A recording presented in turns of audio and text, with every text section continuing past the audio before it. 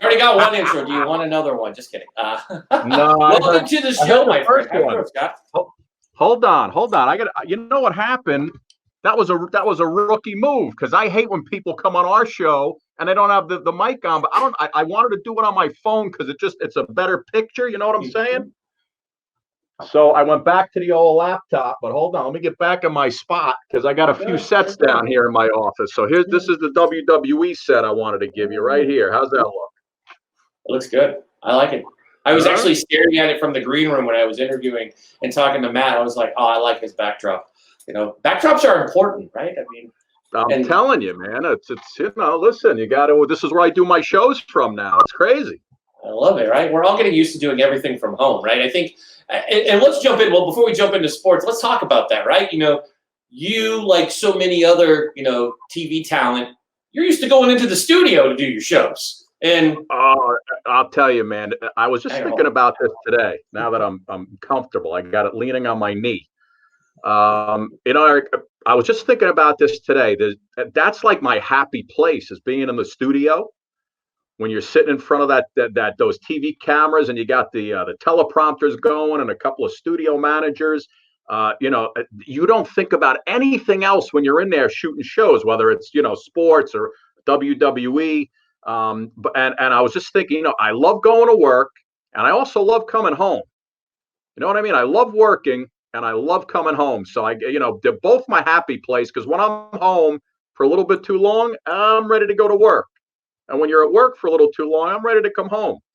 But it's really it stinks having to shoot stuff in your house. I've done stuff in my backyard just to open it up a little bit, but listen, if we can get the job done, and God bless WWE, they keep going regardless of the situation. Listen, essential, my friend. Just remember that. Oh, yeah. So let me ask you, that's good that we're lead with the WWE.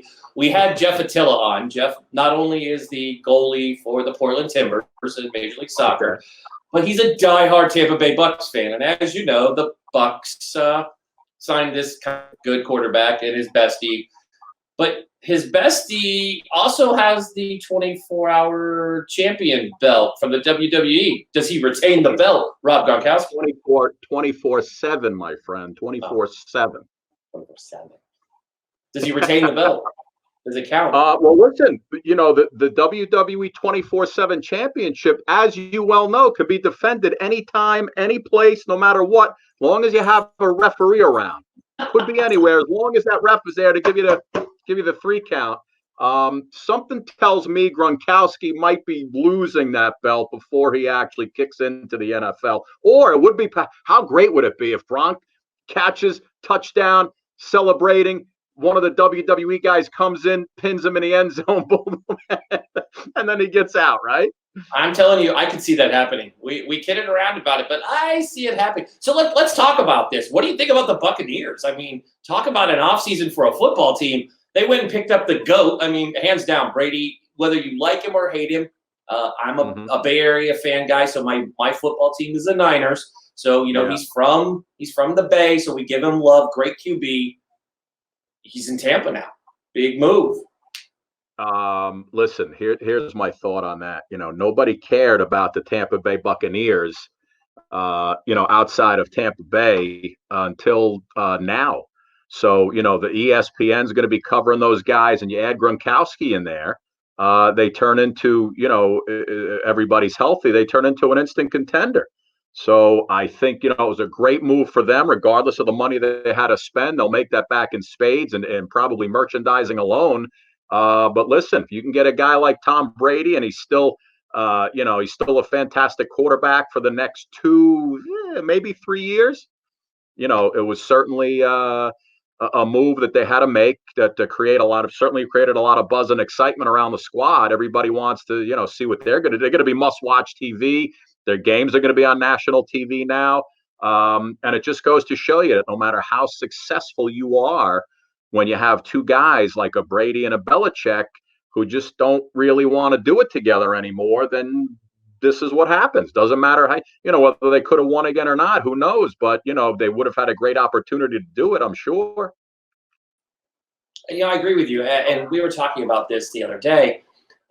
discussing the barbershop, LeBron's great jam that he does where they're all in there getting a haircut. So he did an episode last year, right after Kevin Hart was in his bad car crash, where they had K-Love was there from the Cavs, but Rob, Gronk was one of the guests. He was talking about how Belichick is a no-nonsense coach, and they kind of miss having a coach that kind of lets them act like they were in college. And I can only imagine Gronk in college.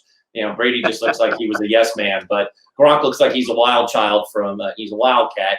So, what do you see Belichick doing? Do you think maybe this is his last season? I mean, what's going to happen to the Patriots? Listen, between you and I don't. Who knows, right? Maybe Jameis Winston ends up on the Patriots. Who knows? Belichick always has something up his sleeve, right? I don't know what his contract. I don't know what his contract is, but I have a feeling if things go downhill this season, based on the fact that they let Tom Brady go, and I'm sure he had to convince Mr. Kraft to let him go. Hey, it's not worth it. He's getting old. We can get a young guy in here. Too much money, because Kraft wanted to keep him there. It's like his son. I think if things go downhill and they don't have a great season, this could be the last ride for Belichick. But of course, if they're into the playoffs, deep into the playoffs, and they make a nice run, Belichick will be there forever as long as he continues to win, as long as he wants to be there. So let's jump into my favorite topic. We both agree on our baseball team. We are both Yankee fans. So that is a beautiful thing. So how do you know I'm a Yankee fan? Huh? How do you know if I'm a Yankee fan? Birds have told me you're a Yankee. Are you not a Yankee fan? Well, listen. Here's the deal. I've been a sports anchor in New York for a long time. I grew up a huge Mets fan. 1986, Strawberry Gooden, the whole deal, right? Beating the Red Sox. Yes, but here's the thing. Covering sports for such a long time, being in the locker rooms with these guys, I lost my fandom. I don't really root for any particular team. I like when all the New York teams do well, only because that means, we always got to do more work and we got to travel and go on the road, do some playoffs. So to me, here's what I always liked as a sports guy. I liked when teams either did really well, because it gave you a lot to talk about, a lot of stuff to cover, or I like when teams do really, really bad, because then you pull out the jokes, the sarcasm, little movie clip here and there. But as far as a fan goes, I don't live and die by these guys anymore. I've seen too much. I've been around too much that, the athletes live in a completely different world than we do, regardless of what fans think. In most instances, these guys are pampered to the hilt. They don't really, I know some of them came from backgrounds that weren't great, and they rose up to. But once you get all that money and fame, I don't know how much the game and winning actually means to a lot of these guys anymore. That's just my honest opinion. Not that I don't love to cover it and love the sports. I love them all. But I love the action at this point, and thank goodness I don't live or die by who wins and loses. But sure, we could talk Yankees if you want. Well, I was just going to talk baseball. I mean, I love your insight. I mean, I get it. You eat, breathe, and sleep sports. I mean, it's your world. But what I was talking about in baseball is, we have the Houston Astros before Corona came around. We had this really lax punishment from MLB for a team that was caught red-handed cheating. We saw the feedback from the players. The Dodgers, got to love them. I'm not a Dodger fan, but love the Dodger players being very frank. And then we saw spring training. People were still throwing at the Astros, still doing everything. So if we get a season back, and I hope when we do, I believe that Major League Baseball is going to put something together. These guys want to play. What do you think is going to happen with the Astros? I think we've been cheated. We lost a free 30 days of watching brawls and then being beamed. I want to get to that. I'm looking forward to these players enacting their own kind of revenge. I guess it's a military thing where it's like we police our own. But come on, this is baseball. It's the all-American sport. You love it. I mean, I bring this question to you because I've been watching Last Dance, and they're talking about the Pistons and the way basketball used to be where they would just punch you. Well, baseball's still they haven't lost that. The brawls still happen. Yeah. So what's your thoughts on baseball and the Astros? Listen, if you think about it, this whole virus situation turns out to almost be a blessing for the Astros because right in spring training they were already getting beamed and booed. And listen, once baseball comes back, and hopefully it will eventually, they're talking about maybe that three division thing where teams don't have to travel and the players could just stay at home with their families, which it's fine, whatever it is. I think when we get back to baseball, the Astros are still going to feel the wrath of those, when they're when they're the visitors in whatever ballparks they're at. I don't know that it will be as it'll be as hot as the topic once was once they get back. Because, like you said, nobody's really talking about it anymore. And I know I just saw the headlines. I read it just a little bit. The Red Sox didn't really even get that much of a punishment. I think the tech guy who ran the video camera in the dugout was the only one who got punished for whatever his role was. But I think I think everybody's going to be so happy to get sports/baseball back that I think the Astros may have gotten a little pass here as far as how harsh things would have been. Because it almost, listen, when you look at real life and what's going on and all the people who have contracted this virus and the people who have died, is the Astros cheating scandal really, in the scheme of life, that big a deal to us as fans anymore? A lot of things aren't that big a deal anymore. But listen, to me, you could if you threw on a spring training game right now, Yankees, Dodgers, Yankees, Red Sox, just an exhibition game, you'd have a tremendous audience, Eric, because everybody's just dying to get back to some kind of normalcy and stop watching reruns of, games on ESPN and Fox and everything else. That's why, see, WWE, they just keep on going. They're giving you fresh live programming every week. Little plug. Just thought I'd throw that in there. Okay, we can always plug the WWE.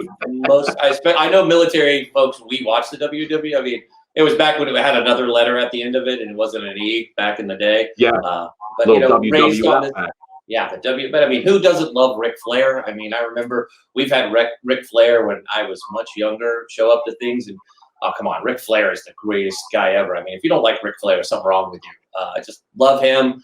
Raised with the Hulk. Of course, everybody, you see The Rock, Dwayne Johnson is everywhere. I think the poster child truly for the WWE, still gives back to the amazing organization. So let's talk about the WWE. Okay. They just keep going. I mean, they're putting out an amazing product day after day. Fans are in love with it. To me, it's the thing that keeps us going. It's been the normalcy that we can do, the best that we can do. At least we have that to watch. I mean, how have you felt? You're in this. I mean, what's the feedback from the WWE? It was kind of weird at first when they first started doing these shows with no audience. I mean, I guess you kind of get used to it. It's certainly a different element. I think the WWE fans, the WWE universe, as we like to call them, really they feed off the superstars, and the superstars feed off of them. That's a given. Nothing like for those guys to walk out into an arena with 20,000 people or a WrestleMania stadium with 80,000 people.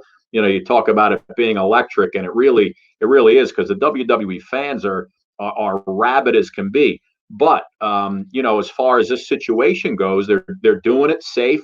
There's nobody in the building, and it's just they were given permission to do it by the state of Florida. I don't even politics, whatever aside.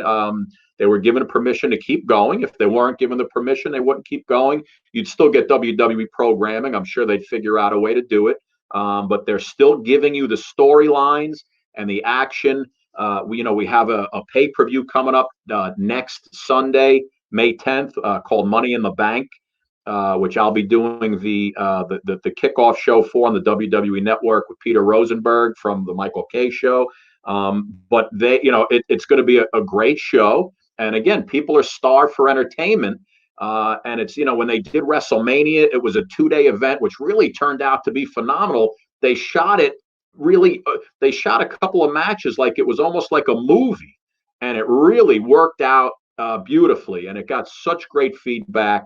And it's just, listen, as long as they're permitted to do that show, Vince McMahon and company will continue to do that show. He is an amazingly driven guy, as everybody knows, and he'll keep it going. And it's just, listen, it's like watching a soap opera, right? They're progressing storylines. You got the pay-per-view coming up, and it's funny because the Money in the Bank, it's usually this ladder match where the superstars have to climb a ladder, and there's a briefcase hanging high above the ring, and whoever gets the briefcase on the ladder opens it up. There's a contract for a WWE title shot. You could pick anywhere, anytime, right? So this year, what they're doing is, instead of climbing just a ladder in the ring, they're doing it at WWE corporate headquarters, the building off of I-95 in Stanford with the American flag and the WWE flag. You have to climb the building, the different floors of that building, get up to the roof of the building, then climb the ladder where a ring will be up there to reach the briefcase. Now try doing that. I've climbed the stairs in that building. I can't even do that on a normal day without being winded, right? These guys are going to be beating the holy heck out of each other. You got a men's match and a women's match. They're going to be beating the crap out of each other while trying to get up those stairs. I'm sure we're going to see some offices ruined, maybe even Vince McMahon's office. So it should be pretty cool. And again, the bottom line is we're all stuck inside. And it's new content, it's new programming, no different than new shows coming out on Netflix, man. And it's something to watch, something to be entertained by, and that's real. That's why you do this show. That's why Suki and I are doing our show every night. Just we're not getting paid for it. It's just to have fun, feel normal. I feel like I'm working. You know what I mean? When we're doing our show at night, I feel good. It makes me feel like I'm working. We have guests on and celebs and comedians and singers. And when you see all those comments of people that are just thanking you for doing this because they want to forget about being locked inside for a minute. It's all about taking care of everything. And the WWE, God bless them. I get to do my shows every Monday and Tuesday. I do a lot of recap shows and the pay-per-views. And as long as they keep going, I'll be here to keep going. I've been doing it for 11 years, which is crazy to me. But it's so much fun. It really is. I've had nothing but pure enjoyment with WWE over the last 11 years. I love it. And you hit the nail on the head talking about Vince McMahon. I mean, that man has been incredible following the WWE. I'm in my mid 40s, and so the WWE has been a big part of my life, growing up and watching it, especially growing up on the East Coast for a large part of it down in Florida. WWE's everywhere, and Vince has just been amazing. That whole organization, it's great to see what he's built it to, and have been part of WrestleMania in San Francisco when they did it where the Niners play. That was a WrestleMania. That was amazing. That was like my first WrestleMania. That was what, Levi's Stadium, right? Yep. Ronda Rousey. Yeah. Oh yeah, just. And next year they have it scheduled. If we're still doing what we're doing now, we're in big trouble. But they have it scheduled for the new stadium in LA, the stadium that they're building for the Rams, I believe, right? Which is a crazy stadium. That's where WrestleMania is next year. So that should be fantastic. That'll be awesome. So speaking of stuck at home watching things, have you been watching Last Dance? I watched Last Dance. I saw the first 2 episodes. I saw most of episode 3. I haven't gotten to 4 yet. I love the episode the other night with Rodman. You could do a whole. I think they have done it, if I'm not mistaken, but they could have had a whole documentary on him just partying with Carmen Electra, right? But listen, it's amazing to me that they were shooting all this stuff back then. A lot of this footage you've never seen, and it's almost like someone had the foresight to walk around with that camera and get back behind the scenes stuff that they knew they were going to have for 30, 20, 30 years down the road, which is incredible to me when you capture all this. What I loved the other night? Rodman gets on his bike. When they tell him he can go, to Vegas for 2 days for his vacation, he gets on a bike, no helmet. He's got a drink in his hand, and he's got a police escort that takes him right out. I mean, you can't make this stuff up. Right. And the story was funny, right? They're interviewing MJ, interviewing Scotty, and they're like, he walked in, and Phil Jackson, the great Phil Jackson, is like, right. Hey, Dennis needs a couple days off, and Jordan's like, we're in the middle of a season. Where does he need to go? He's like, Vegas. And there he is. And I was laughing because I'm like, I've done some work with Dennis. We did his media tour for his 30 on 30. And, Dennis is an amazing player that's very humble. If you think about his crazy personality in the 90s that we all either loved him or hated him. I loved him when he was a Bull, hated him as a Piston. I mean, I didn't like anybody on the Pistons team. But just that whole, this documentary to me has been great. Number one, it's sports on TV again. And I'm sorry, but the other two products that we were watching, which was the NBA 2K thing, where we were watching NBA players play video games, that wasn't entertaining. And I can tell you the horse thing that they did following that was even worse than the video games. So it's good to have this documentary. It's good that we have the WWE. I've seen our friends at NASCAR. I guess that you can watch them do virtual races, which is interesting. I guess. It's just funny how we're all adapting to having sports, right? When you think about it, we're used to every day when we talk about sports. It's something, especially for you who eat, breathe, and sleep it. And I work in sports, working with these athletes. It's weird. They don't know what to do. I've got half my athletes. We're having meetings on Twitch because they're playing video games. You look at Myers Leonard, the starting center for the Heat. What's that guy doing? All he does is game, but he's raised something like $7 million in COVID-19 aid. So it's great to see these athletes. I think people now, and you can either agree or disagree, that fans have more access to players during coronavirus than they've ever had before. The video gamers being able to hop on and play Madden versus JJ Watt, or it's cool. So I think that's good. Would you agree? It's funny because I said this to Suki the other night. We were doing our show, which we do on Facebook Live every night at 7. That the access that we have right now to celebrities and athletes. I had David Wells on, Nick Swisher. We had Ron Duguay on the other night. Jerry Springer, and it just celebrities, musicians, athletes, illusionists. I love it all. It's I try to make it like it's the Tonight Show, just entertaining, fun stuff. The thing about this lockdown and this quarantine is people really are home doing nothing. And yes, I have the contacts to make the texts and the phone calls. But the thing is that everybody's looking to kind of get out of what they're doing. And sure, I'll be a guest on your show where, on a normal day where they're getting phone calls from every TV show and every host, booker in America, everybody's a little more, let's say, giving of themselves. Like tonight, I have Mary Lou Henner coming on. Jackie the Joke Man. I love Jackie from Howard when he rattles off his one-liners. But it just, when you text people and you email now, it's kind of like, hey man, listen, I'm home. And everybody, kids around, I'm home, not doing anything. Sure, I'd love to kill some time with you and entertain some people. And and they too, in this time of nothing really happening, they want to get their names out a little bit, to whatever audiences we have. I said to Suki the other night, I said, Suki, I don't think I want the quarantine to end.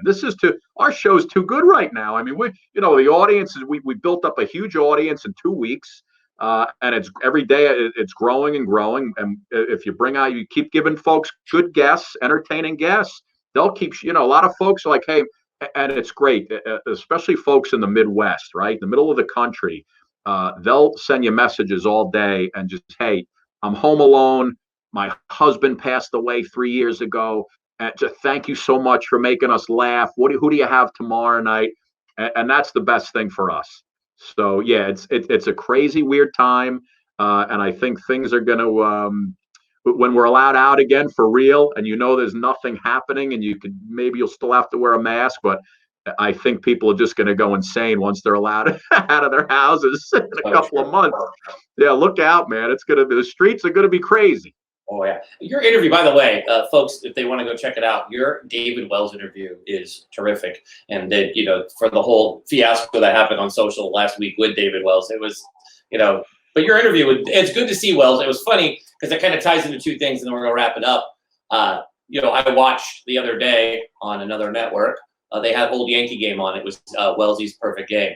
And it was funny watching that because you see young Derek Jeter and, they're just talking about these guys, and I'm like, I have no problem watching. I can watch old baseball all day long because, especially when you're missing it, Nolan Ryan's like no hitters from the old Oakland A's when they've got pre-steroid Canseco and McGuire. So it was like down memory lane, that beautiful trip. But before you go, talk about your podcast. You're a co-host. You and Suki do the show every day. Kind of fill folks in because I want to make sure people are going to listen to it because it's great. You know what? Suki and I started like we were doing the morning show at Pix 11. She left. She went to Fox 5. I was doing sports again at Pix 11. I eventually left CBS Sports, the whole deal. So I said to Suki back in March, I said, Suki, why don't we start doing a podcast? We were doing it from a studio at first, and then everything happened. So I said, listen, we got to keep this going because we're building it up, doing it once a week, a time we can get together at the studio. Now that we're both home and we see the response and the people and it's just, and the viewership is building every day. I said, Suki, we got to do this every night. So we show up every night at 7:00. It's called the Scott and Suki show. See, I always let the women go first. It's a Suki and Scott show on Facebook Live, and it's basically it's us. We do it right here. We're using that StreamYard, which I love, which is a terrific program. We're doing it every night, Monday through Friday. We have singers, illusionists, comedians, actors, actresses, guys like David Wells who tell amazing stories. I'll always give somebody a quiz facing off against Suki, or we'll sit, we'll do lyrics, we sing, whatever it is. We try not to talk about politics if we can avoid it. We try not to even mention the virus if we can avoid it, because people get that everywhere else. And I don't want them to come to us and say, these guys are just talking. It's all just upbeat, happy. Let's be silly. We drink on the show sometimes. And it's just a lot of fun. And it's when Wellesley was on, Duguay was on the other night. He was telling us about how he hooked up with Farrah Fawcett back in the day, how he ended up with Cher in Gene Simmons' apartment in his bed. I mean, he was telling us stories which were already public. So he wasn't talking out of school. But I mean, boy, you talk about living a life. Ron Duguay was living a life, man. Oh, yeah. I mean, I was just we're going to bring him on, I think, next week. But Bonzi Wells and Rasheed Wallace started this little podcast thing that's on there. And those two are hilarious because, Rasheed, he makes technicals look cool. And Bonzi Wells was just, probably the first slashing guard we ever saw that was little before, Iverson came into the league. So it's been fun watching your show, having amazing guests. She kind of talking the way that they talk about the NBA back in the day and what it is now and giving their feedback. But Scott, I don't want to keep you much longer, but thank you so much for coming on our show. We'd love to have you back as often as you'll come on. We love your take on sports. Love to ask questions. And from everything I'm seeing here in the chat box, folks love what you're talking about. So I think you got some new subscribers to come to your show tonight. We'll have to get you on our show as well. Awesome. Thank you. Wow. I'm honored. We'll have to with that. The producer extraordinaire, Butchie Boy, we'll have him work that out. Yeah, he's good. So thanks for coming on, bud. We plugged you on here, but before you go, tell everybody how they can find you. Anything else like that? Listen, I'm just, I have WWE, This Week in WWE, and Scott Stanford 1 on all, Twitter, Facebook, all that good stuff. And of course, Suki and Scott show on Facebook Live every night at 7:00. And it's just, like I said, it's a little escape for an hour. Have a good time. No politics, no virus, just fun, and more fun. And that's it. Well, thank you so much for joining us today. I know everybody out there, you're probably going to have some new followers today and people tuning in. So I can't wait to have you back on and see you soon. Have a great week. All right, my friend. Take care. Thank you.